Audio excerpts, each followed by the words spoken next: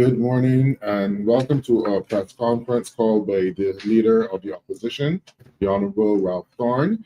We have here today with us Mr. Simon Clark, our candidate for St. Philip North, and to my left, Amoy Gilden-Bourne, our candidate for Christchurch East. And I am Andre Worrell, the DLP candidate for St. Michael Central. This morning, our press conference deals mainly with issues surrounding crime and violence and the escalation in this country. And I turn over now to our political leader, the Honorable Ralph Thorne. Thank you very much, President Andre, Senator. And let me say a special welcome to the media that have come this morning. Let me say a special good morning to all Barbadians in Barbados and in the diaspora. As Senator Worrell said, we are here to discuss the issue of crime in Barbados, crime that has reached proportions of crisis. And before we get into the discussion, let us express and extend condolences to all the relatives of those 25 persons who have perished, many of them in the street, many of them in circumstances of indignity. And let us restore to them in their death some dignity, the dignity of calling their names when we find out who they are. Because as I've said before, we are tending to regard them as statistics. We're saying 15 and 20, I think. Last night we were up to 25, but they're not statistics. They're human beings. And whatever judgment we make of them, they're human beings who have lost their lives. We have lost them to death. And therefore, it is meet that we should condole with their families and their friends and close ones. And let me add to the panel, Miss Dr. Dawn Marie Armstrong. Dr. Dawn Marie Armstrong is our spokesperson on sports. And this week, we're going to have a discussion on sports and national development. Dawn is the candidate for St. Michael North, which has been affected by this wave of violence. St. Philip has been affected as well, and we justify the presence of Mr. Simon Clark, who is a young attorney at law, and a very bright young attorney at law. And of course, Mrs. Amoy Gilden-Bourne is from the representative for Christchurch East, and that is a constituency as well that has been affected by violent crime. And of course, Senator Worrell is the candidate for St. Michael Central, which has not been distant. The pun is intended. St. Michael Central has been almost central to the incidents of crime. It is close enough that justifies the presence of Senator Worrell here this morning. Let me say again that this is intended not only to address the issue of crime, of violent crime, but something of a response to the Prime Minister's statement last week. We see ourselves as the opposition. We are the opposition in this country. And when the people of this country hear from the Prime Minister on crime, they are also entitled to hear from the opposition on crime, and we are entitled to be that opposition voice on crime. So that's why we're here this morning. And I want to begin by reading Section 8 of the Police Act, Chapter 167 of the Laws of Barbados, because this country must be guided by law, this country must be guided by the Constitution, this country must be guided by the rule of law. And the rule of law would imply that no one is above the law, and that public officials must be held accountable so that they do not exceed their powers. And public officials would include the Prime Minister of this country. Let me, however, read Section 8 of the Police Act, which deals obviously with the Barbados Police Service. I quote, Section 8. The Commissioner of Police shall have the command and superintendence of the force and shall be responsible to the Governor General, now President, of course, for the efficient administration and government of the force, and for the proper expenditure of all public monies appropriated for the service thereof.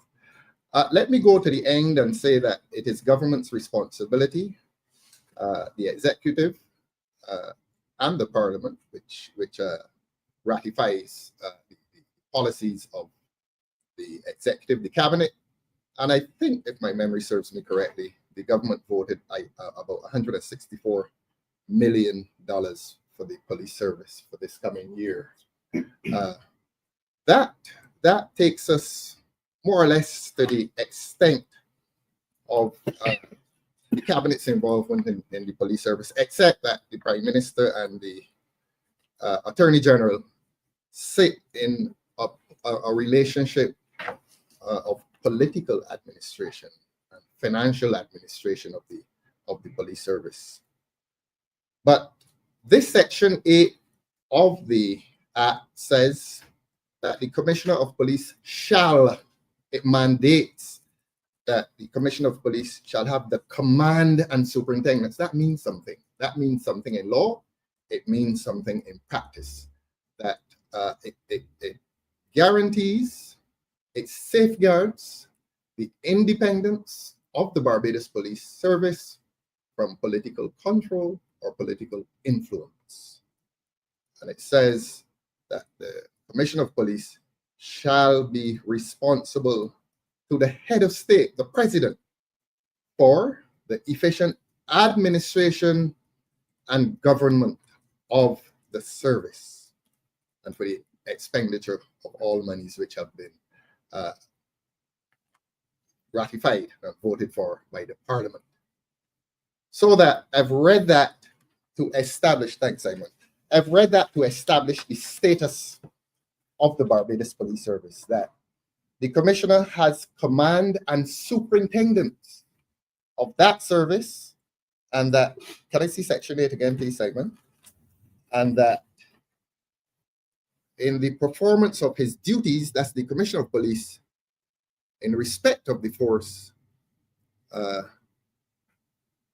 was looking at 9, sorry. He shall be responsible to the head of state.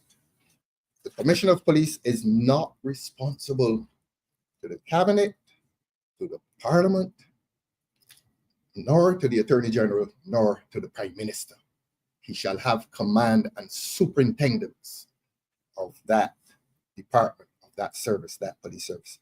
So I've labored to say that as a party, we are becoming concerned about these what appear to be interventions by the Prime Minister into the workings. Now, the Prime Minister has a right, a moral and political right, to make comments as to crime and violence and law and order.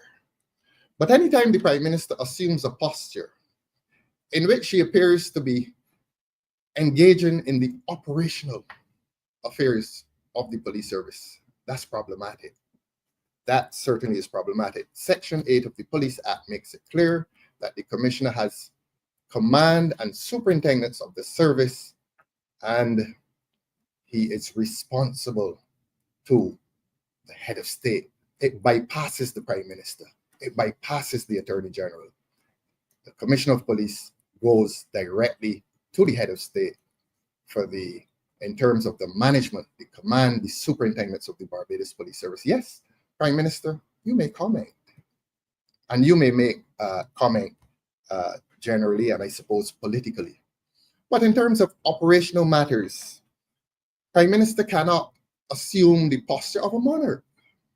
We know that in ancient England, and I say ancient, the king, or indeed the queen, had supervisory power over all organs of the state, even the courts, because there was a particular court called the Court of Equity, and when the ordinary courts of law could not resolve an issue, a Court of Equity was established, and that court was called the Keeper of the King's Conscience. In other words, that Court of Equity was guaranteeing that what the king would have wanted for his country would have been dispensed. That is not Barbados. Barbados has a system of separation of powers. I've said this 1,000 times and I will continue to say it until the government understands, because I think the people of Barbados understand it now, that the state is established largely by three institutions: the cabinet, the parliament, and the judiciary, and that there is to be no interference of one with the other. And certainly there can be no interference within the judiciary by the cabinet nor the prime minister. That is called separation of powers. So that the prime minister is the head of the cabinet, the speaker of the house is the head of that house, and the president, of course, is the head of that senate. And the prime minister does not sit in any supervisory or superior position to any other branch of the state, only the cabinet. I've read Section 8 of the Police Act, and the prime minister does not sit in a supervisory capacity in relation to the management, the command, or the administration of the Barbados Police Service. It is the Barbados Police Service that is responsible for offering protection, assurance, and service to the people of Barbados as the sole authority that deals with the prevention of crime. There is no place for a cabinet, there's no place for a prime minister in the administration, the day-to-day administration of a police service. So that the point being made this morning is that the prime minister is not a law enforcement officer. I'm sorry, prime minister, you cannot sit in that capacity. It then becomes a matter of regret that the police service seems to have been diminished by this government, by its appearance of interference. And I say the appearance of interference because the statement last week and statements prior to last week seem to indicate that the prime minister, in error, I'm going to give the prime minister the benefit of the doubt, that even if the prime minister is not receiving the best legal advice, that the prime minister must understand that a lot of these statements are given to the office of prime minister, the posture of supervision, the posture of a monarch over an important state institution, and that state institution is the Barbados Police Service. If there's any body or any institution, let me say that, which sits above the Barbados Police Service, that's the Protective Services Commission, which was formerly the Police Service Commission. The Police Service Commission, as you know, public, deals with the question of appointments, promotions, disciplinary matters within the police service. The prime minister has no business in that. And so I repeat that it becomes a matter of some regret that our goodly prime minister seems to be adopting a posture of some supervisory capacity over the Barbados Police Service. Operational matters of operational activity within the Barbados Police Service must be dealt with by the police, not even the commission at this stage. As I've said to you, the Protective Services Commission, which is the commission that deals with the appointments, promotions, and discipline in the police service, that is the Police Service Commission. But crime, the question of crime is under the management, the exclusive management of the Commissioner of Police and his high command. And he must be independent. He must be independent. None of us, not the leader of the opposition, not the Attorney General, not the Prime Minister, none of us, no parliamentarian nor any member of cabinet is immune from any investigation. I go as far as to say that any investigation conducted by the Commissioner and the Barbados Police Service, and therefore the Barbados Police Service must remain independent of political control and influence. And that's what the people of Barbados must come to understand today, that all that you heard last week and all that you continue to hear seems to be a situation in which the Prime Minister and the Cabinet may now be adopting this posture of supervision over the Barbados Police Service. That is something about which we are deeply concerned in Barbados. I wanted to come to the specifics. And the Prime Minister mentioned wiretapping and truth verification techniques for investigation. This opposition speaks. Our motto is that we are honest voices for the people. And we owe it to the people of Barbados to speak honestly. And we are not here to engage alarmist political statements for the value of their emotive content. This Democratic Labour Party recognizes that throughout the world, and certainly throughout the Western Hemisphere, wiretapping and lie detection tests have been done by police services. It is important for us to say that they have been done. They have been conducted by police services, not by political administrations. And therefore, we do not resist if the police service believes that this question of crime can be dealt with by wiretapping, by truth verification. What we caution, though, is that there must be protocols, there must be procedures. It cannot be an arbitrary activity. It cannot be an arbitrary action by the Barbados Police Service.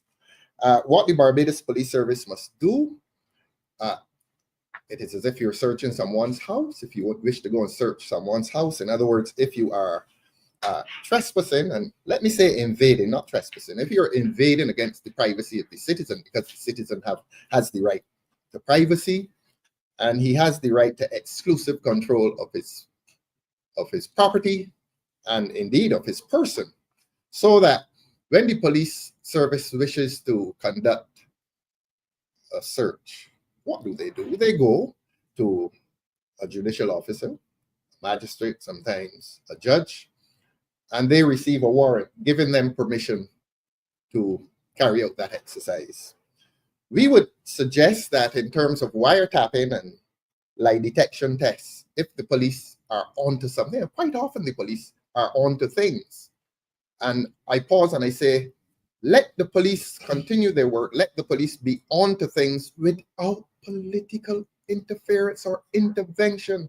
The work of the police is insulated and properly insulated by law from political interference or political control, so that there are procedures and protocols which must guide the question, the activity of wiretapping and truth verification.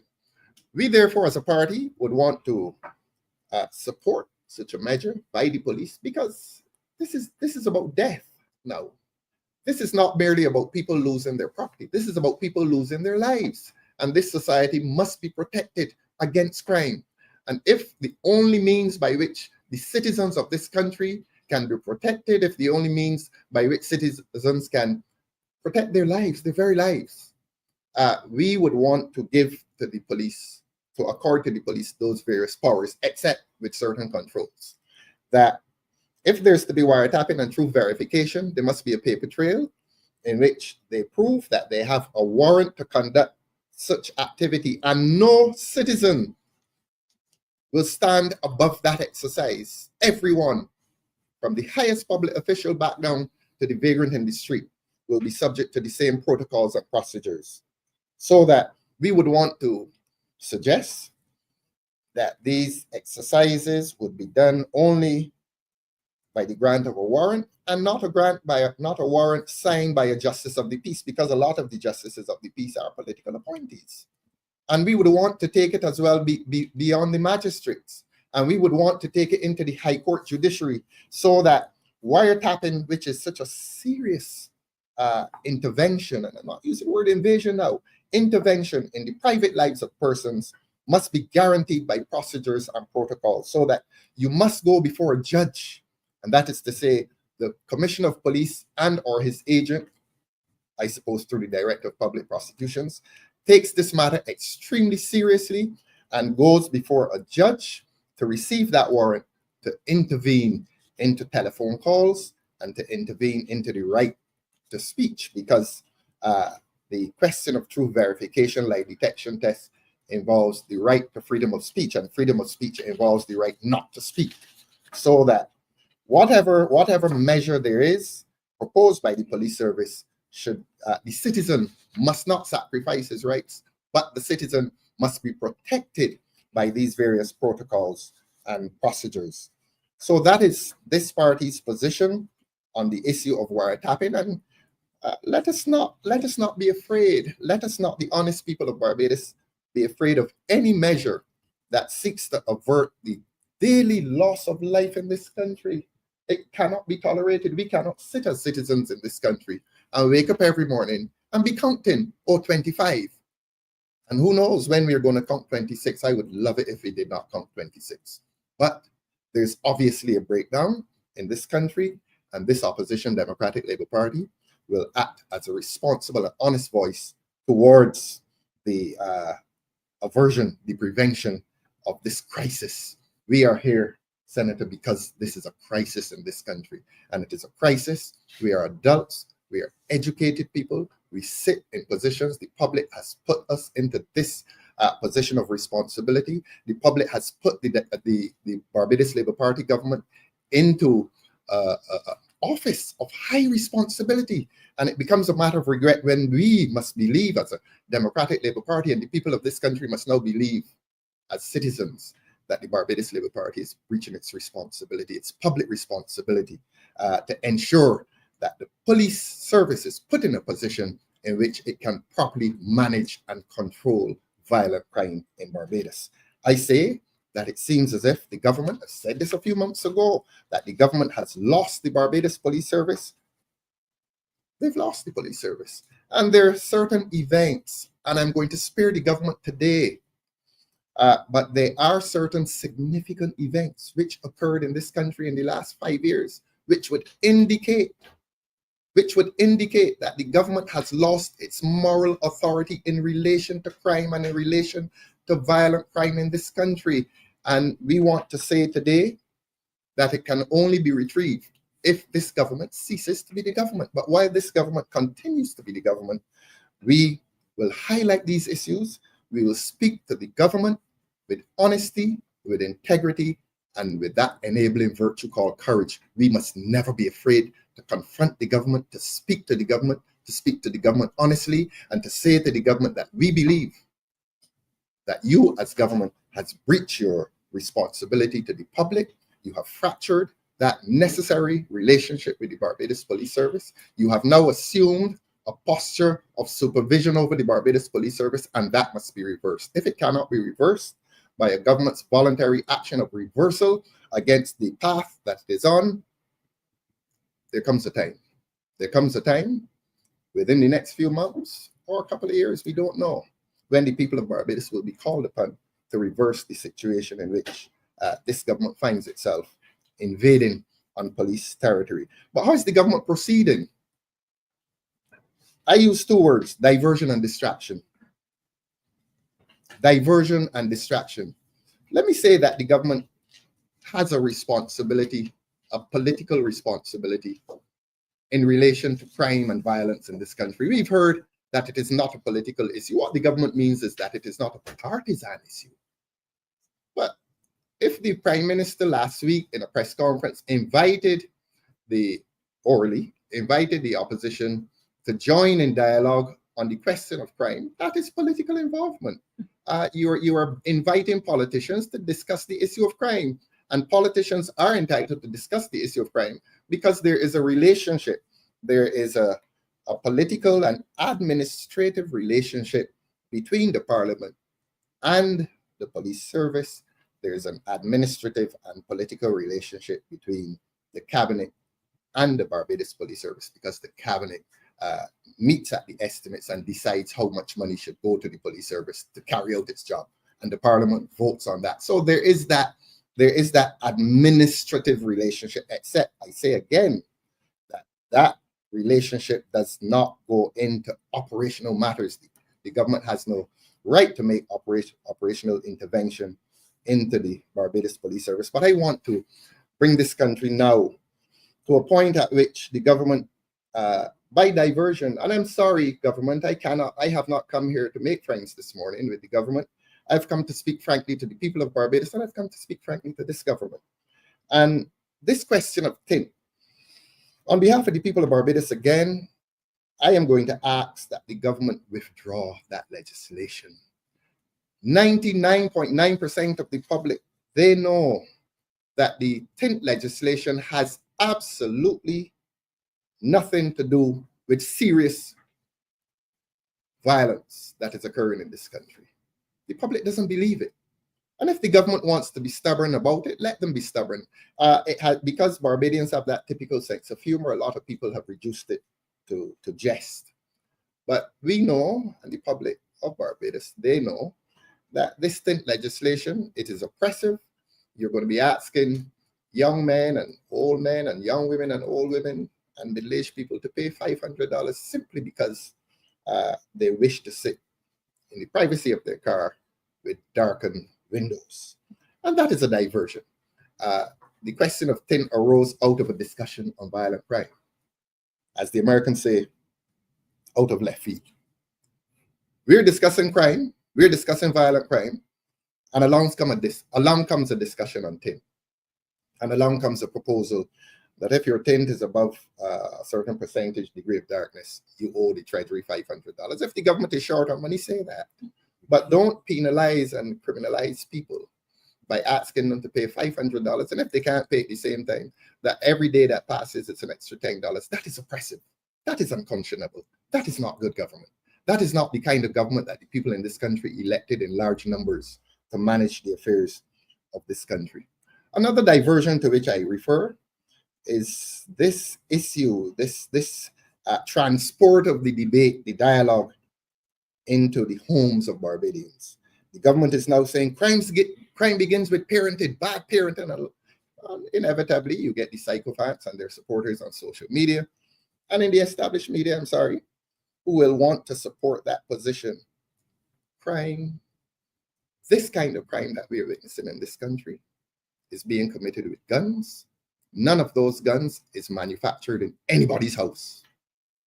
None of those guns have been brought into this country lawfully.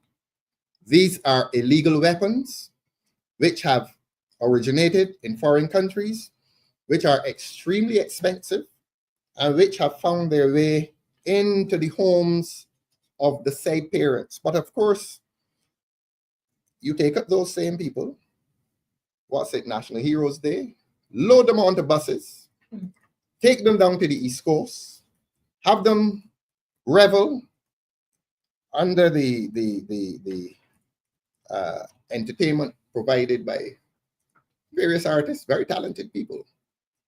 And then when you come to discuss crime, you're accusing those same people of lacking in moral values. You're accusing those same people of having bad parents or being bad parents. Those same people, because we in this country know who the government is referring to when it talks about bad parenting. There was a statement used last week which still left me very, very disturbed. It talked about crime being located among people without social grounding. And I am still searching my sociological vocabulary for the meaning of social grounding, a lack of social grounding. What is meant by that? Who are these people in Barbados who lack social grounding? You see the prejudices.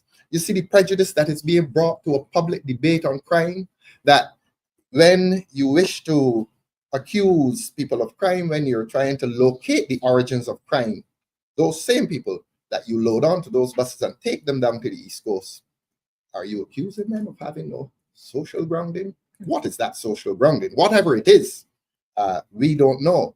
I know where the people in this room came from, and I know what is their social grounding, and I know that the overwhelming majority of Barbadians had good and decent upbringings, and that when there has been deviation from good norms and values, those deviations have been made by people of all social class backgrounds. And therefore, I would want to ask the government to withdraw from that language of prejudice, that in which you're seeking to locate crime among people without social grounding.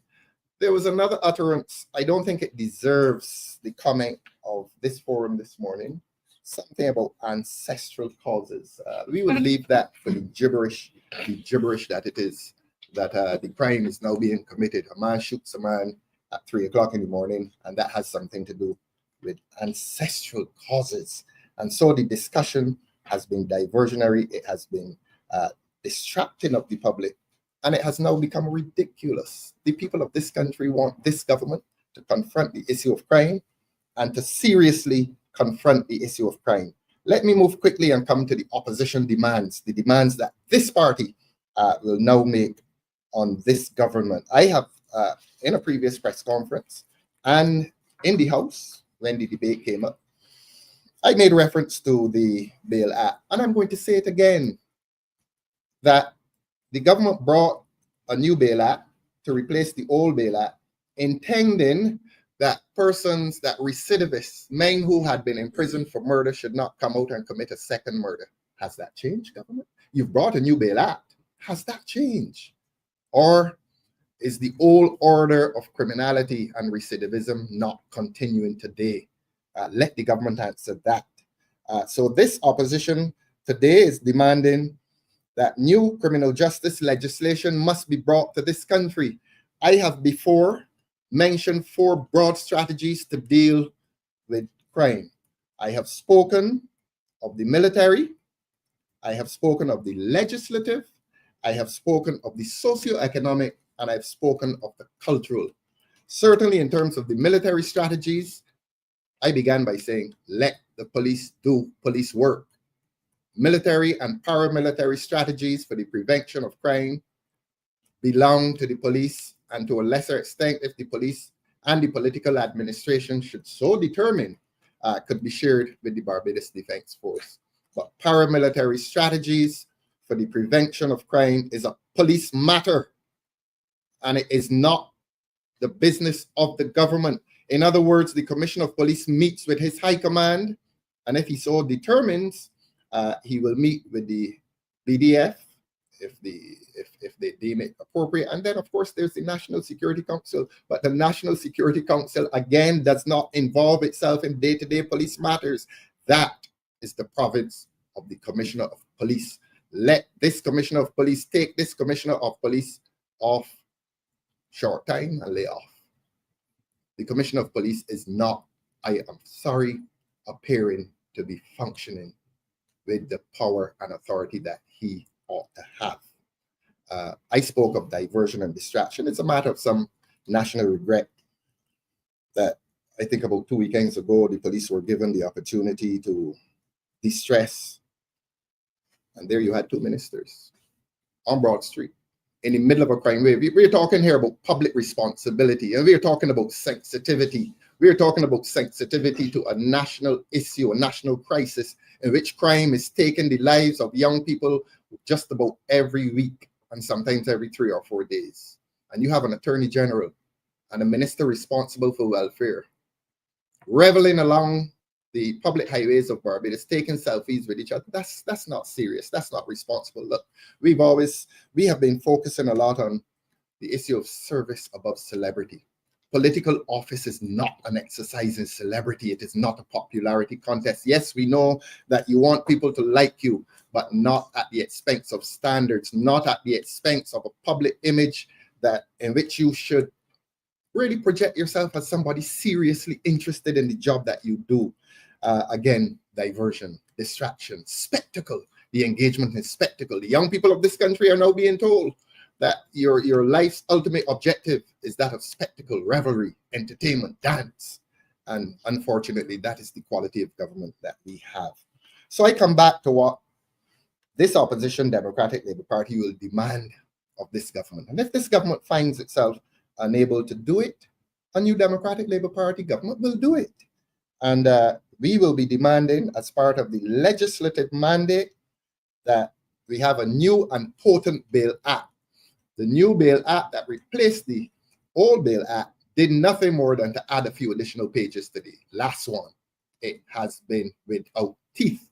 And the evidence of that, the evidence of its impotence, is the fact that the murder rate has continued, maybe it has climbed, and we will ask them if the question of recidivism, murderous recidivism, has been solved. I think not.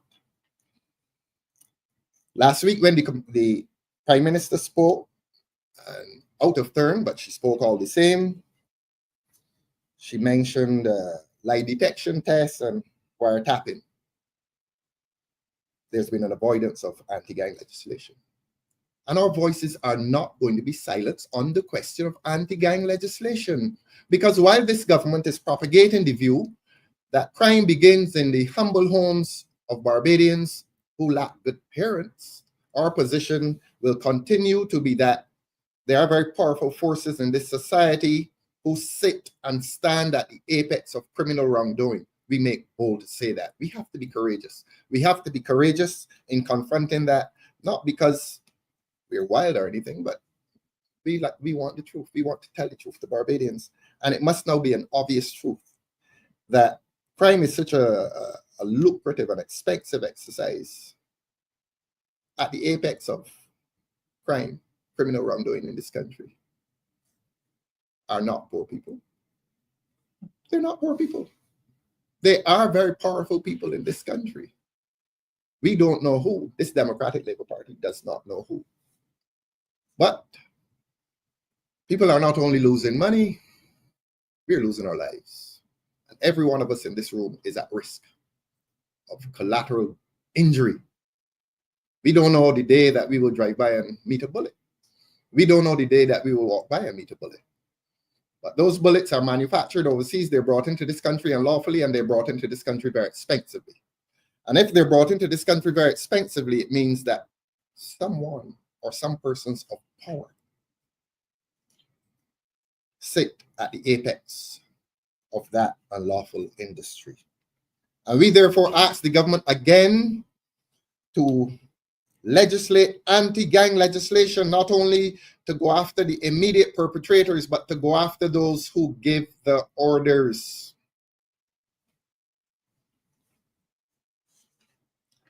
Enough on that.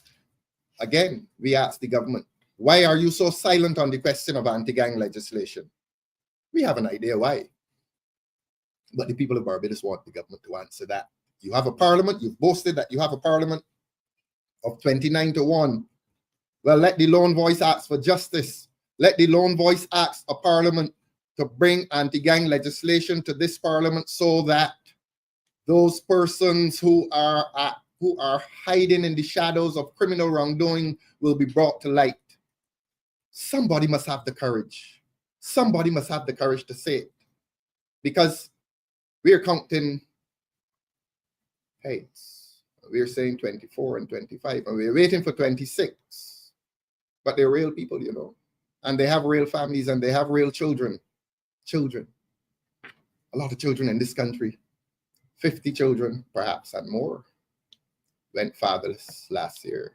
And I read a statistic over the weekend that we've lost 300 young people. We've lost athletic energies, we've lost intellectual energies, we've lost academic energies, we've lost all kinds of energies, but we've lost fathers and mothers. And that is at the heart of the crisis, the loss of precious human life. Whatever judgments we make of them, we're losing precious human life. And again, we're seeing it as a statistic, we're counting.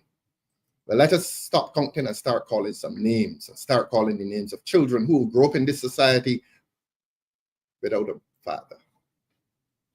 And who will be accused, against whom judgments will be made that they are without proper parenting. And when the father dies, they will be without proper grandparenting. That's the judgment the government will make.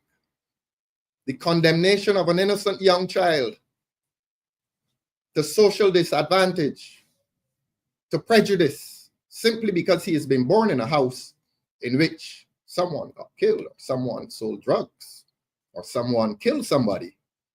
And that is the prejudice, that is the stigma that he must carry for all of his life. This problem runs deep, and the government needs to understand the depth of this problem. We want anti-gang legislation in this country to genuinely approach the issue of solving crime and violence. I've asked for it before, and this party will continue to ask for new legislation that provides for degrees of homicide. The United States has it, several countries have it, so that this question of bail and punishment will be determined at the point at which the police investigate the case, look at the severity of the offense, the circumstances of the offense, and make a decision as to whether they'll charge for first-degree murder, second-degree murder, third-degree murder, manslaughter, and the other lesser offenses. And at that stage, the question of bail arises. At that stage.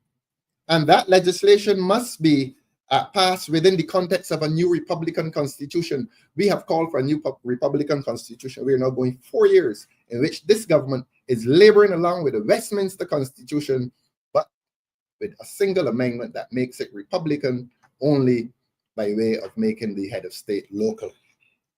So that we do have a Republican Constitution created in a very limited way, but we are still functioning on Westminster. We need that new Republican Constitution so that legislation written will be embraced by a new Republican Constitution in which we have degrees of homicide. And I want to say this, as in the United States and other Western countries, this country must be asked how it feels about capital punishment by referendum. The people of Barbados must prepare themselves for a referendum on capital punishment and vote as to how they feel about capital punishment. And if the people of this country decide that they wish capital punishment, I know their objections. I know that, and we must respect those who object to capital punishment. And they're entitled to object to capital punishment. But the people of this country, on that critical issue on the right to life, must be asked how they feel about capital punishment. And if the people of this country believe that they want capital punishment as a deterrent against this rampant murderous activity, it can be written within a constitution, and it can be written within an act of parliament which allows, thank you very much. Thank you very much. They can be allowed to be a part of the process of government in which they influence the new legislation that will give the people of this country capital punishment within the law, certainly within an act of parliament, certainly within the constitution. But this country has labored along for the past 4 years, and this government has done nothing in relation to new criminal justice legislation. And therefore, those who commit murder are not only going to prison and coming out on bail, but they are going to prison, coming out on bail, and doing it again in a country that has now become lawless. And the government has a political role. The government controls the cabinet.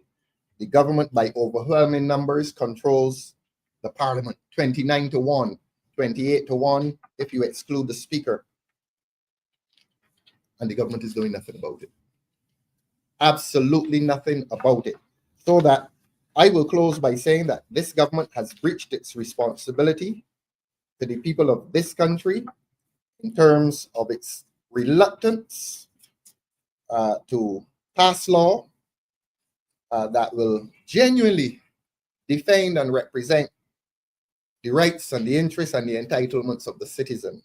And the average citizen in this country is at the mercy of the violence that is going on. Every one of us is at the mercy of gangsters. I use that word, gangsters, in Barbados. They're not in the majority of this in this population, but they have been empowered. They have been empowered, and the government sits reluctant to curb the powers that criminals now have. This government has lost its way. It has lost the support of the Barbados Police Service. I suspect it would have lost the support of the people of this country. And I will close by saying that the government needs to answer a question. I spoke about the influx of guns into this country. I want to ask the government about this scanner that they spoke about at the port. I'm going to do this by way of question. Has the scanner at the port intercepted any contraband since it has been operational there? That's the question I'm asking. Has the scanner at the port intercepted any contraband since it has been there? That is a question for the government to answer. I will close with that question. And media, thanks so very much for coming. And if you do wish to, you can ask me or members of the panel some questions. Thank you very much. President, just one question for me. Yes. As it relates to that invitation extended to the Democratic Labour Party, would the party be taking up that invitation to discuss the issues on crime? Let me speak to you very honestly. On my way here, I popped into my office and I saw what I believe is a letter from the Prime Minister. So I'm not going to respond to the Prime Minister by way of media conference. That would be discourteous to the office of Prime Minister. But I will say this, as I said to the media last week, that all this business would have to be conducted within the context of the system in which we live. We live in a system, the Westminster system, unfortunately we're still in that system, although we're a republic, in which the institutions of state constitute themselves government, opposition. The opposition has a specific role to scrutinize the government. What I regret is this posture that the Prime Minister takes, that not only does she sit above this all like a monarch, but that she can demand government by way of consensus, summon the opposition to a meeting and let us appear. You're saying it's not political, but you bring the political parties together to constitute some consensus. We will not be compromising our duty to the people of Barbados to scrutinize this government, so that if the Prime Minister means well in extending the invitation, we as a party would have to consider whether it does compromise to our duty to scrutinize the government and not to appear to be going into a situation of consensus where the people of Barbados remain at risk with two parties that have joined themselves to do nothing. It is our duty, it is our job to do something. And that's why we're here today, to make recommendations legislatively and to ask this government to leave the police service to do its work. So that the long answer to your short question, Mr. Mongzi, we will as a party consider the invitation, but I am willing, and I do say publicly, that whatever we decide will not act as any compromise to that public and constitutional duty to scrutinize the government. And if meeting with the government does any compromise to that duty, I'm sorry, it won't happen. You know, the ideal thing would be for the government to have a public colloquium. Let all the public political interests and all the political parties come together in a public place, because this is a matter of public interest. This is not a matter to be discussed behind closed doors. I don't wish to know what the Commissioner of Police is doing. I am not afraid of what he is doing. I become afraid, and the citizens of this country become afraid of what the Commissioner of Police is doing if he is subject to political influence. And if he's subject to political control, that's when we all become afraid. But beyond that, I am willing to discuss, and this party is willing to discuss publicly with the Prime Minister the issue of crime. And the people of this country know what are the issues. And I'll say this to you as well. This country is limping along as if what Mr. Rowe said is of no significance. What Mr. Rowe said on the steps of that court will haunt freedom and justice in this country for a very long time. I don't need to remind the media as to what he said. It was edited, but all too late. The people of Barbados had it saved. And what he said, that speaks dangerously as to what may well be going on in this country. Mr. Neil Rowe, in case nobody knows who I mean by Mr. Rowe. Mr. Neil Rowe said something on the steps of Parliament And I am not going to let this government forget it. And I'm not going to remind the media of what he said, but there'll be time for further discussion on that. Answer, we will meet as a party and we will determine what is in the interest not only of the party, but what is in the interest of this country. We are the official opposition. We're here to scrutinize the government. We're not here to make love with the government. Opposition leader, do you think the time has come for constitutional reform with regards to the separation of powers? Because you said the Commissioner of Police answers to the president, Indeed. as it should.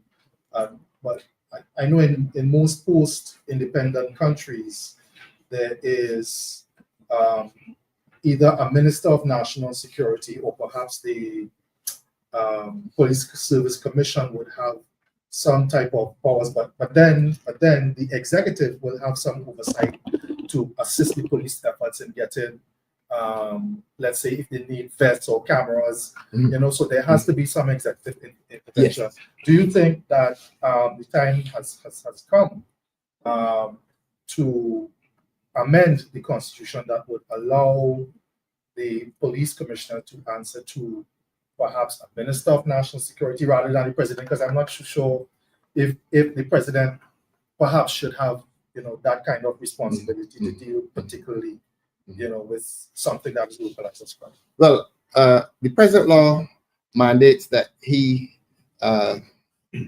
what's the term?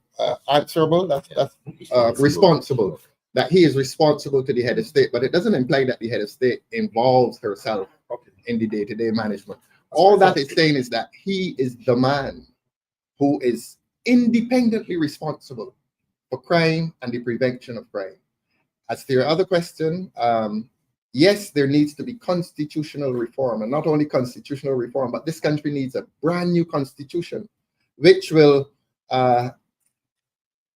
establish the role and the responsibility of the police service. And I would think that a new constitution should maintain the present situation in which the Commissioner of Police is independent. He continues to be independent, and he continues to be responsible only to the head of state in terms of his duty to report to her as to whether there's a crisis, as to his work, but he should not be responsible to a Minister of National Security, a Minister of Justice, or an Attorney General, or the Prime Minister. That independence that ought to exist now and exist under the law, that should remain under a new constitution. And I say to you, no, he must not. The Commissioner of Police must never report to a minister, must never report to a member of the executive, because when that happens, there's a report made and there's an advice given in the other direction. And that advice becomes political. All of us who don't belong to the party in power become at risk. Who will you charge? Who will you charge? When will you charge them? Who will determine who will be charged? I would love to say something else, but I'm not going to say it. But this country needs a new constitution, which defines the independence of the police service. The police service, like the office of the DPP, because there was a trespass on the premises of the office of the DPP recently, when the office of the DPP was asked to give justification to a constitutional decision that only he has. He was asked by the Prime Minister to explain that. Prime Minister had no business there either. So it is critical at this juncture, when crime is permeating the lives and the ordinary lives of people, not only as victims, but as persons who may be charged and charged unlawfully.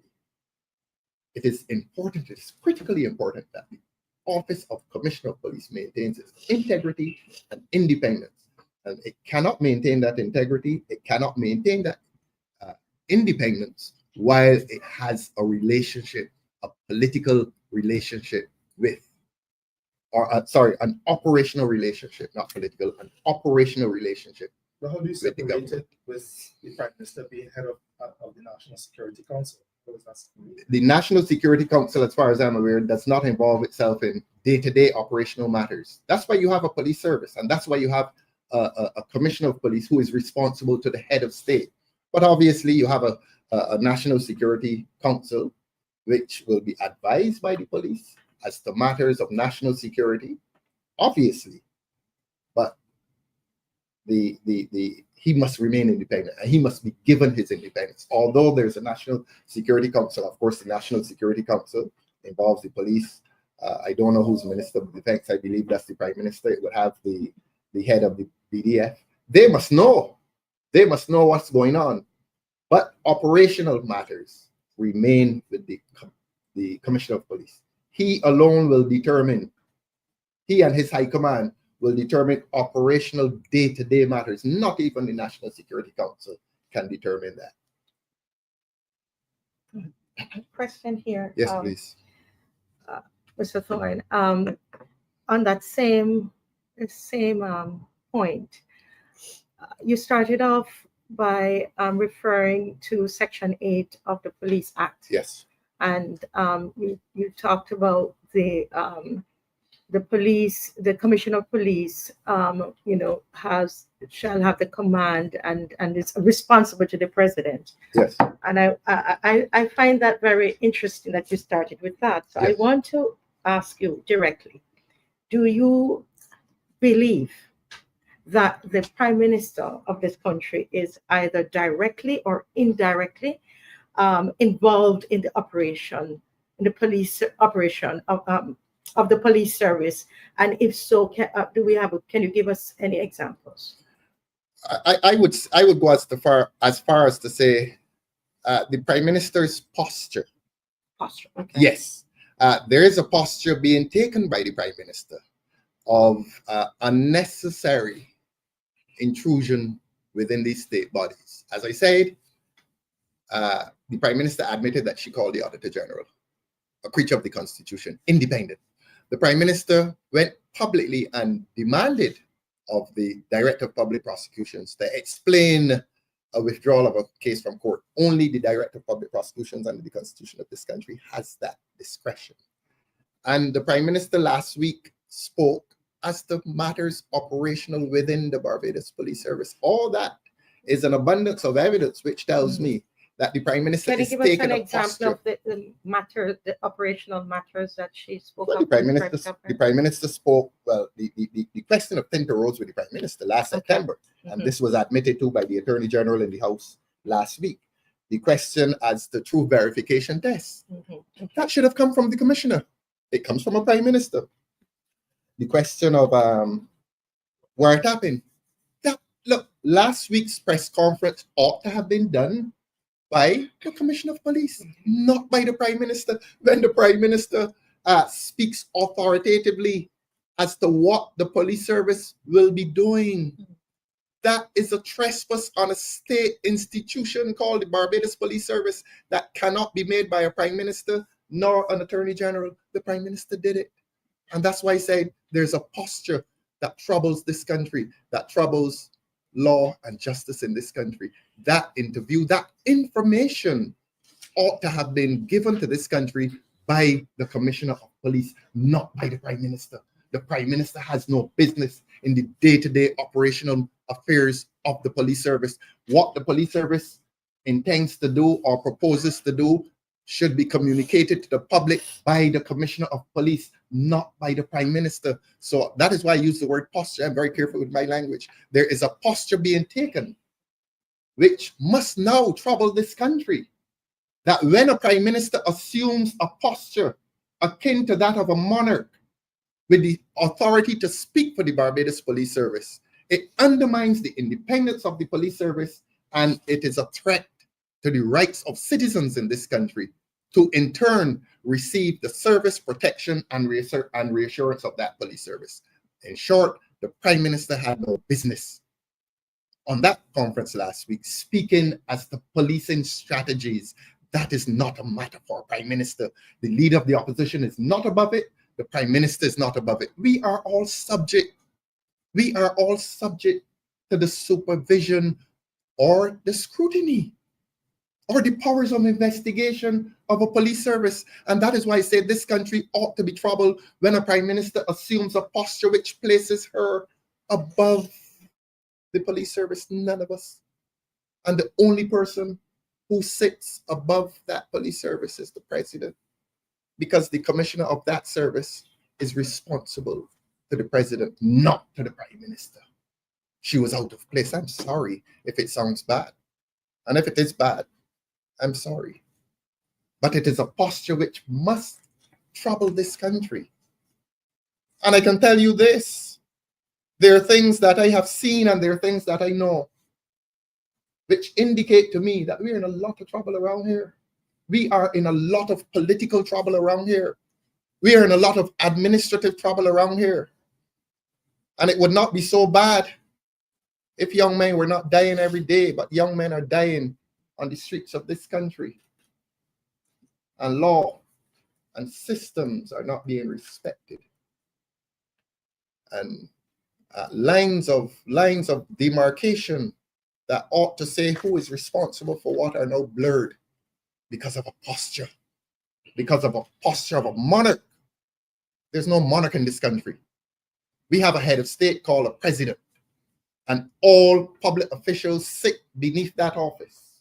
The prime minister, speaker of the house, the president of the senate, the heads of the services commissions, they all sit under the president. All of them. The leader of the opposition, I sit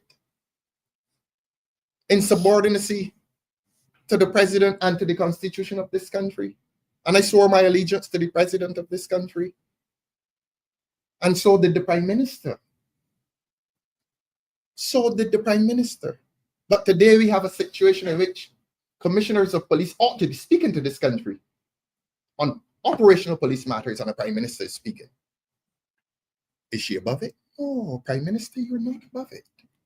You're not above it. And that is a dangerous posture. That is a dangerous posture. This country has one head of state.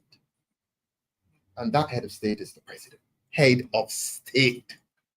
Head of all state institutions.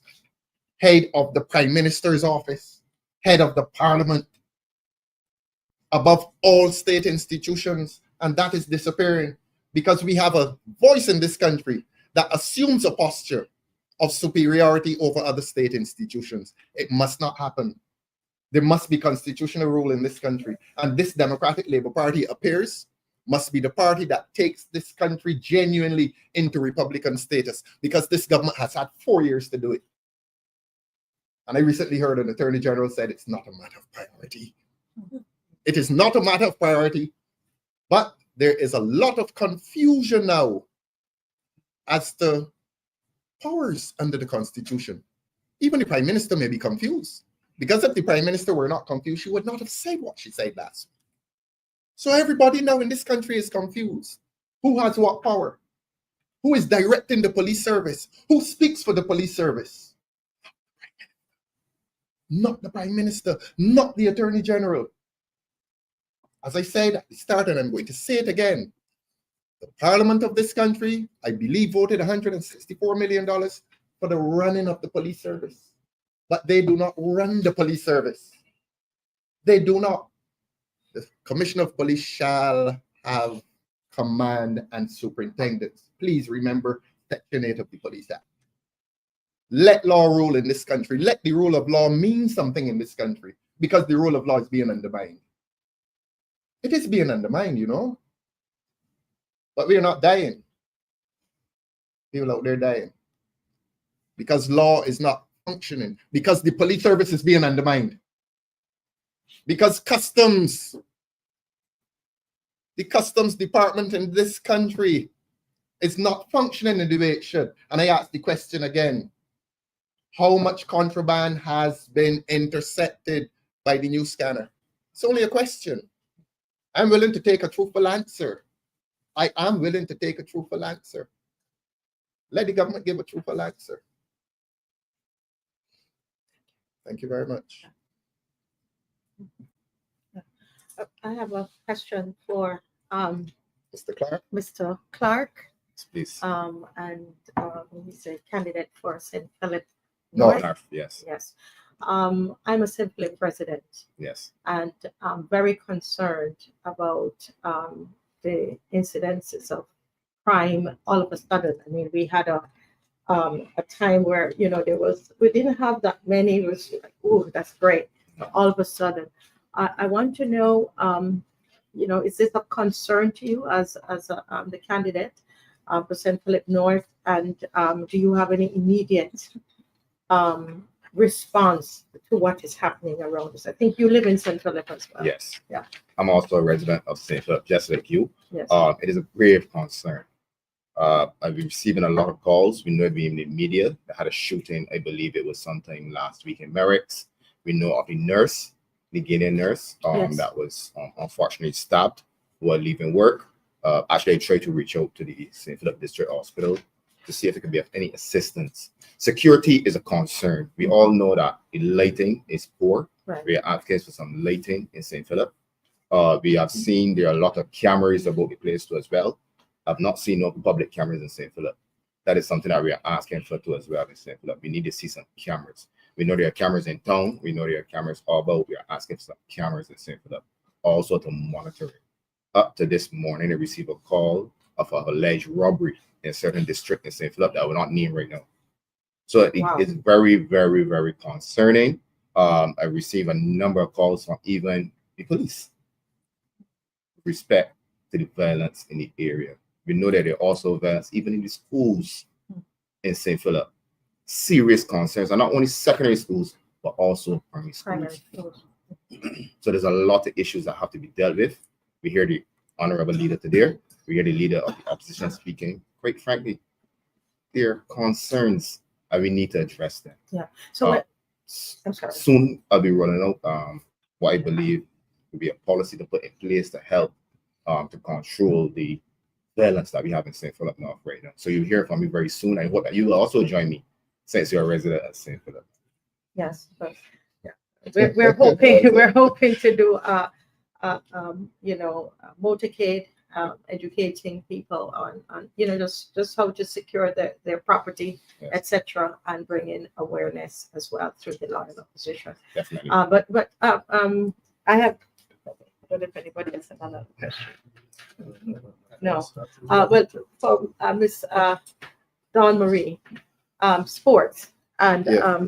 this is an important area, and I wanted to know, you're hearing a lot of what's happening in the schools, lots of violence in the schools, and I wonder if you know, what are your thoughts on that, and what are some of your proposal or responses? Do you see any connection between sports and that? What I'd say is that, firstly, let me just say, Comrade Leader mentioned, you know, the persons that we've lost, you know, by homicide, but we haven't spoken about the persons that have survived. And as you mentioned, sport, my heart was heavy as I visited one of the latest victims of the last shooting in Eden Lodge. He survived. You know, you heard the speculation about the type of injuries he had. He was in ICU for quite some time. We thought he had got some chest shots, but it turns out that he was shot in the back and the bullets came through.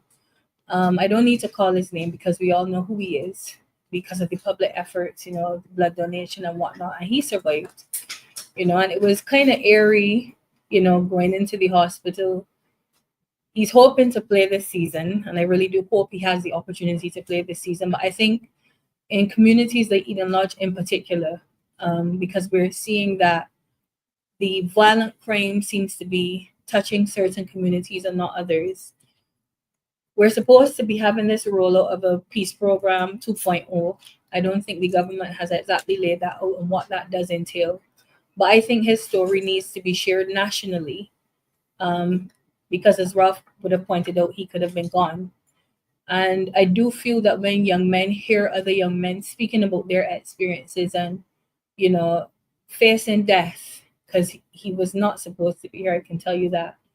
I do feel that those person-centered stories would, you know, bring some level of awareness to the fact that, you know, surviving an attempt on your life is nothing to joke about. Equally, when we consider the fact that I've been out to Eden Lodge and to speak to some of the young men, so I visited the home of the young man that died. And again, it was just quite hair raising to see the pool of blood where the young man would have died. He was shot right in front of his home. And I, stood there just watching because you're just never accustomed to that type of violence, or at least it not being on your doorstep. And I just went around to ask the young men, what is going on? Like, can this be curbed? And I was told, it was somewhat generational, and some young men are thriving, some are not, but mostly the young men say that they need work. The young men need work. They need to be productive. And I think we've highlighted on several occasions that, the government brags and boasts about high levels of employment. And I think we spoke about the permanency of that employment. So the young men are being offered jobs, they're going into workplaces, they're being treated very unkind by management in certain places. Obviously, we're speaking about more so work offered by members of parliament and government, and people pride themselves on receiving a government job. But unfortunately, these young men, people know that they come from at-risk communities, and they're being posted at these different government offices and government institutions, and they're being treated very unfairly. So you have a young man that wants to work, is supposedly being given the opportunity to work, but may somewhat be harassed by their manager or supervisor because the manager or supervisor knows of the young man's circumstances. Unfortunately, sometimes, they receive the work, and even if they're fortunate to not be harassed by management, some of them don't get paid on time.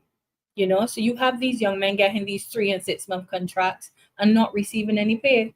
So that young man has to now go home. The young man that died, unfortunately, had a newborn at the time, a newborn that now has to go without a father. But equally, to have these young men going to work under the mental strain of, being under pressure by management, then to also be further impacted by the fact that they're not being paid. They then have to go home, and no one knows what other adversity they face at home. Pressure to pay bills. We already know that in our society, men are supposed to be providers. So you have young men growing up without opportunities, without jobs, having jobs, not being paid. Bills are still supposed to be paid. Children are still supposed to be supported. And then they just go, sitting, somebody says something that upsets them. Back in the day, you could sit and reason and, crime could be curbed. Unfortunately, the next place is for somebody to go and find a gun, somebody shoots somebody, then somebody retaliates and somebody shoots somebody back. And before you know it, it's just gang violence everywhere. And I don't say gangs in the sense of people being affiliated with a particular place or, a particular lineman spot, but because people share a commonality in experience. And this is the hardship that sometimes binds these young men together.